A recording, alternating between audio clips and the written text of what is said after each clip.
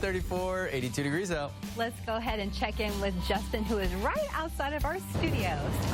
Hey there, guys. Yeah, There we're out in the heat again, and we're talking with Jennifer Northway here from University Health System, and we're talking about an important topic, the issue of kids and pets being in cars this time of year.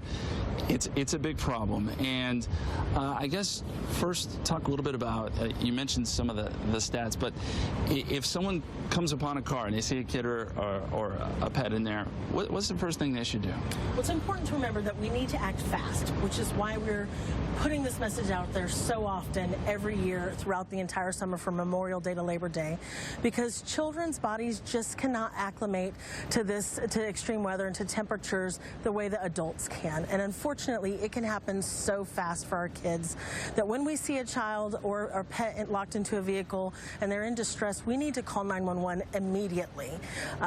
Unfortunately, when a child's internal temperature reaches about 104, which can happen very fast, their organs start to die. And when that internal temperature reaches 107, they unfortunately can start to experience permanent damage and death. And so it's very important that we act very quickly to make sure that we get children out of a very distressing situation, because a vehicle can heat up to 20 degrees in the matter of 10 minutes with the sun reflecting on those windows. And speaking to that, we looked at the temperature earlier. So, yes. For instance, the outside temperature, 82, 83, but look at the inside now. It's already up to 90. Yes. And this number is going to go up pretty quickly here in the next couple of hours because we got full sun now. Absolutely.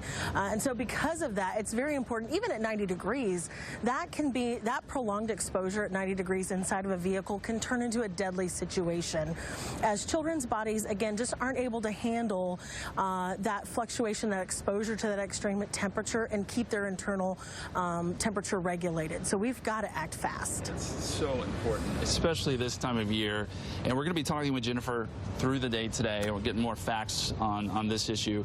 And it is hot. That's the bottom line. Forecast for today is going to call for high temperature of 101. We have heat advisories out. So we just got to play this really safe and be really careful. And hopefully we'll get some relief coming up. Well, maybe September, but maybe some rain chances coming up next week. We're going to talk more about that forecast in just a bit. Guys.